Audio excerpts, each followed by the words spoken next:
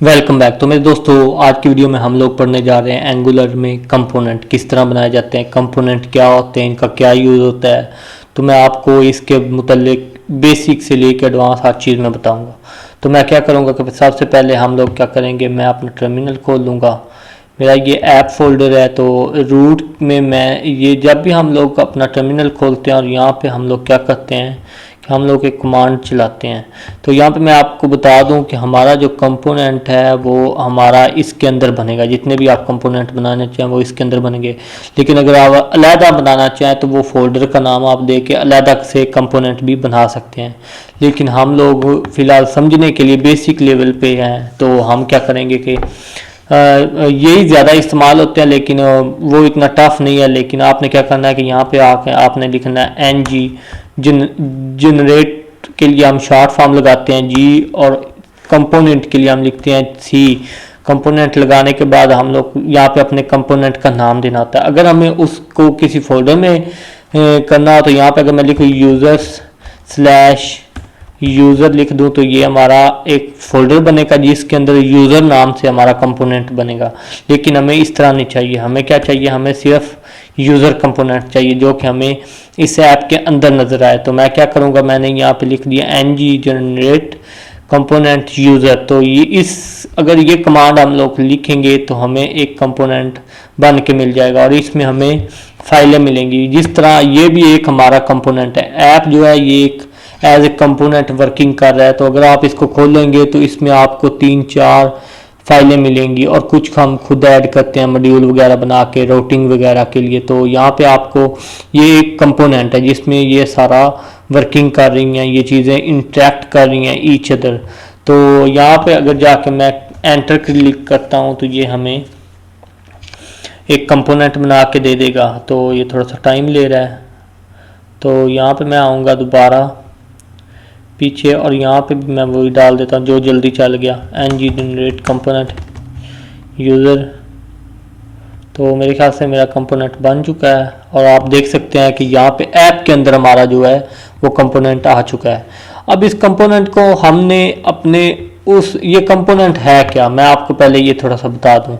तो यहाँ पे कंपोनेंट के HTML के अंदर ये आ रहा है, कंपोनेंट के अंदर ही आप इस तरह यहाँ पे CSS डाल सकते हैं, ये इसी लेवल पे है। लेकिन हमने कंपोनेंट को कैसे इस्तेमाल करना है, मैं आपको एक एग्जांपल देता हूँ कि कंपोनेंट होते क्या हैं। आपने क्या करना है, YouTube लिखना है। यहाँ पे YouTube अगर हम लिखते हैं तो मैं आपको बताता हूँ कि किस तरह हमारा यहाँ पे ये एक हमारी एप्लीकेशन है, एक प्रोजेक्ट है जिसमें हम एक ऐप बनाते हैं, ये एप्लीकेशन है। और अगर आप यहाँ पे आके देखें कि ये जो है ये सारे का सारा, अगर यहाँ से मैं लेके इतना पकड़ूं तो ये सारे का सारा हमारा क्या है, ये सारा हमारा एक ऐप रूट कंपोनेंट है। उस रूट कंपोनेंट के अंदर जो हमने कंपोनेंट इस्तेमाल किए हैं वो एक है साइड बार है, एक हमारा यहाँ पे हेडर आ जाता है जिसमें सर्च बार है, उसके नीचे एक और कंपोनेंट, उसके नीचे ये कंटेंट कंपोनेंट है जिसमें ये सारा कंटेंट पड़ा हुआ है। तो इस तरह ये कंपोनेंट इस्तेमाल होते हैं। तो ये कंपोनेंट का हम इनको रीयूज़ करके दोबारा बार बार अगेन एंड अगेन इस्तेमाल कर सकते हैं।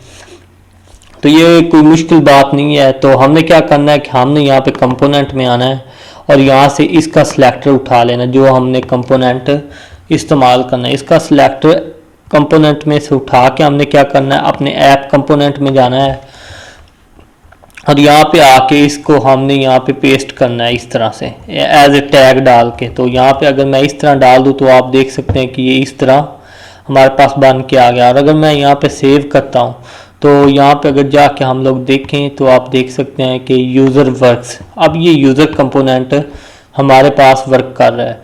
तो इस तरह अगर मैं क्या करता हूँ कि मैं यूज़र कंपोनेंट के HTML में जाऊँगा, यहाँ पे मैं लिखूँगा यूज़र कंपोनेंट। तो यहाँ पे मैं क्या करूँगा कि मैं इसको तो मैंने लिख दिया, मैं अब सेव करूँगा तो ये बड़ा आके हमें नज़र आएगा, बड़ा आ गया। और अगर हम चाहें कि हमने एक कंपोनेंट इधर इस्तेमाल किया, यही सेम हम कोड इधर हम बॉटम में इस्तेमाल करना चाहते हैं, राइट में लेफ्ट में बोथ सेम हो, तो हमें ये प्रोवाइड करता है कि हमें ये बार बार इस्तेमाल नहीं करना पड़ेगा। तो उसके लिए हम लोग क्या करेंगे कि उसके लिए हम लोग जाएंगे अपने ऐप में, ऐप में जाने के बाद अब मैं आपको बता रहा हूँ कि हम कंपोनेंट को बार बार कैसे इस्तेमाल कर सकते हैं। रीयूजेबल कंपोनेंट्स कौन से होते हैं। अगर मैं कंट्रोल एस करके सेव करूँ और यहाँ पे मैं डालता जाऊँ, यहाँ पे हमने क्या करना था, मैं कॉपी करता हूँ, पेस्ट करता हूँ, यहाँ पे मैं पेस्ट करता जाऊँगा। तो इस तरह अब आप देखेंगे कि हमारे पास 4 कंपोनेंट आ गए। तो इस तरह हम लोग एक कंपोनेंट को बार बार इस्तेमाल कर सकते हैं और हमें कोड दोबारा से वो बस एक दफ़ा लिखा हुआ कोड हमारे काम आ जाता है, बाकी हमें कोई कोड लिखने की ज़रूरत नहीं होती। तो इस तरह हम लोग कंपोनेंट्स को रीयूजेबल कंपोनेंट्स कर सकते हैं। तो इनका बहुत ज़्यादा बेनिफिट है इन एंगुलर। तो ये बहुत ज़्यादा इस्तेमाल किए जाते हैं और ये हैं भी बड़े आसान। तो कोई हेजिटेशन वाली, कोई घबराहट वाली कोई इसमें बात नहीं है। तो thanks for watching. I hope कि आपको समझ आ गई होगी। Please subscribe this channel, share, like and also comment. Thanks for watching.